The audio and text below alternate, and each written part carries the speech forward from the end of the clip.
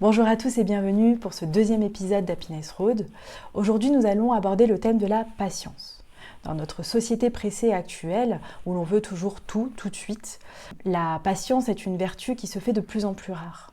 C'est vrai qu'on est dans un monde hyper connecté qui répond à nos besoins de manière quasiment instantanée. Aujourd'hui, on n'a pas besoin d'attendre que le magasin soit ouvert pour trouver n'importe quel objet. Il suffit d'aller sur internet, on peut faire du shopping à n'importe quelle heure de la journée, n'importe quand. On peut également échanger de manière très rapide, de manière instantanée avec une personne qui se retrouve à des milliers de kilomètres de chez nous, là où autrefois on était obligé de fonctionner avec le courrier et donc avec un délai qui était beaucoup plus long. Et ça fait de nous vraiment une génération qui a vraiment du mal, on perd très vite patience, on devient très vite frustré lorsque l'on n'a pas ce que l'on veut tout de suite. On est un peu des enfants capricieux. J'imagine que parmi nous, nous sommes nombreux à avoir déjà été fortement agacés, voire en colère face à un bug informatique ou dès qu'on se retrouve dans des bouchons, on commence à parler un peu mal. Parce que justement, c'est cette colère qui prend le dessus. Et pourtant, on sait que la patience peut vraiment nous aider à nous sentir mieux. C'est d'ailleurs un des rares sujets sur lesquels les communautés spirituelles et scientifiques s'entendent et elles nous incitent, nous, en tant qu'êtres humains, à travailler cette patience, à la développer. Et c'est exactement ce que je vous propose avec cette vidéo. Donc dans un premier temps, je vous propose d'aborder le thème de la patience, de quoi on parle exactement. Ensuite, on verra quels sont justement tous les bienfaits. Qu'est-ce qui fait qu'aujourd'hui, il est important de travailler cette patience-là.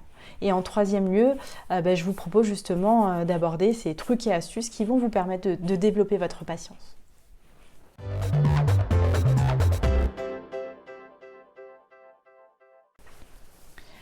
De quoi on parle quand on parle de patience ? La patience, c'est finalement l'aptitude à ne pas s'énerver face à une situation problématique, que ce soit une attente, un imprévu ou une difficulté. Je vous ai parlé tout à l'heure de bugs informatiques, de bouchons, mais finalement la patience, ça englobe quelque chose de beaucoup plus général. Dès que vous avez un projet professionnel ou personnel, vous allez avoir à faire face à des obstacles, à des imprévus, à des difficultés qui vont nécessiter énormément de patience pour justement ne pas abandonner et ne pas baisser les bras. On peut également avoir besoin de patience face à une maladie. Finalement, la patience peut se substituer au mot persévérance dans tous ces cas. La patience, c'est être en paix avec le processus de cheminement naturel des choses. Si vous arrivez à vous dire, à accepter que les choses se passent exactement comme elles doivent se passer, au moment où elles doivent se passer, dans ce cas, vous avez atteint le stade ultime de la patience et de la sagesse.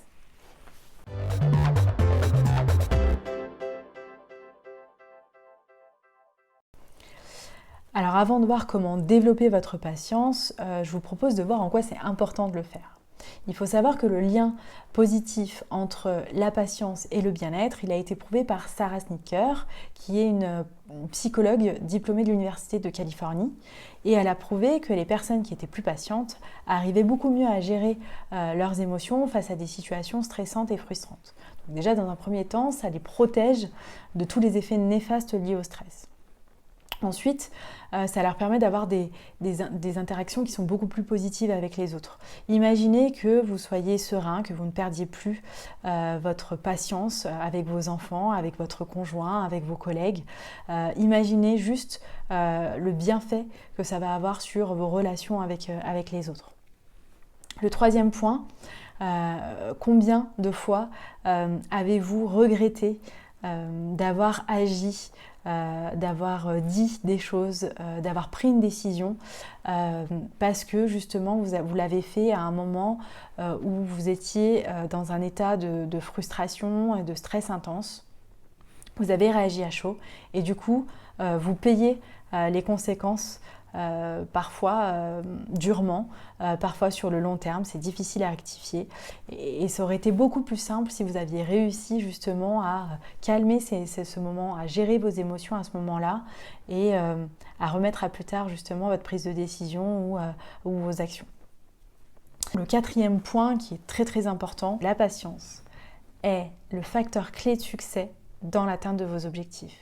On a tous des objectifs, que ce soit personnel, professionnel. On va tous avoir à faire face à des difficultés, à des obstacles. Et c'est vraiment la patience qui va vous permettre d'atteindre votre objectif et de surmonter toutes ces difficultés et ces obstacles. Finalement, ce n'est pas juste se passer des choses, mais c'est aussi adopter la bonne posture face aux difficultés.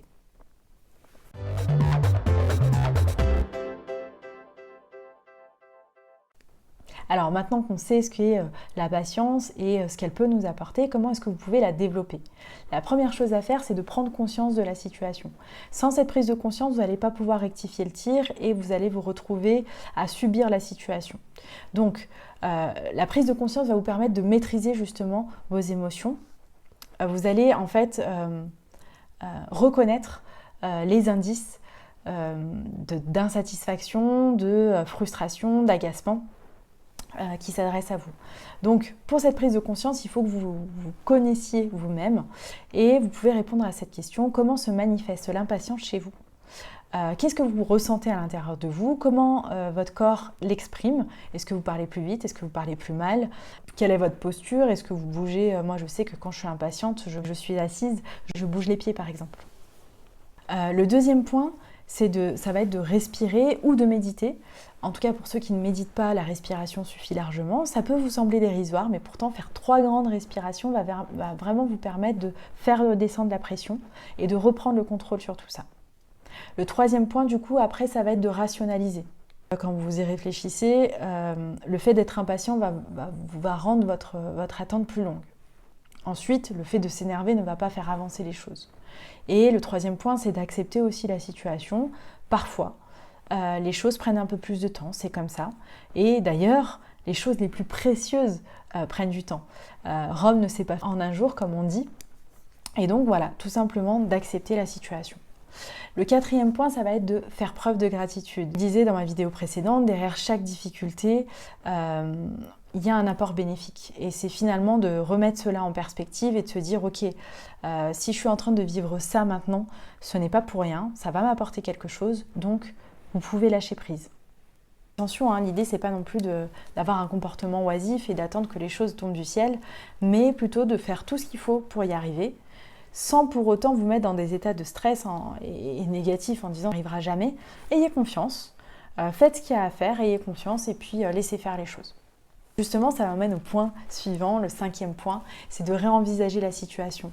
Il y a forcément quelque chose à faire pour surmonter l'obstacle, la difficulté. Soyez proactif et essayez de trouver du coup un autre moyen pour pouvoir avancer.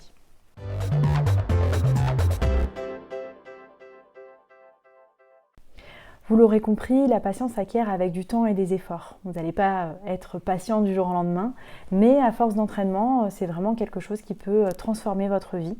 Pour ceux qui me connaissent, je suis de nature plutôt impatiente. Et c'est vrai que pouvoir travailler au quotidien dessus, me rend compte du coup de la transformation, des changements que cela apporte dans ma vie. Et j'espère que ça vous permettra également d'aborder toutes les étapes de votre vie avec plus de sérénité. Si vous avez aimé cette vidéo, je vous invite à la liker, à la partager ou à la commenter. Vous pouvez également me retrouver en privé si vous voulez aborder des sujets particuliers. D'ailleurs, pour ceux qui ne me connaissent pas, vous pouvez me retrouver sur ma page Happiness Road, alors soit sur Facebook, soit sur Instagram. Je tenais également à remercier toutes les personnes qui m'ont envoyé des messages suite à ma première vidéo. Vous m'avez envoyé des messages d'encouragement, donc vraiment merci beaucoup, ça me fait chaud au cœur et ça m'encourage à continuer. Il ne reste plus à vous dire merci pour votre écoute. Je vous dis à bientôt et n'oubliez pas que le bonheur est à la portée de tout le monde.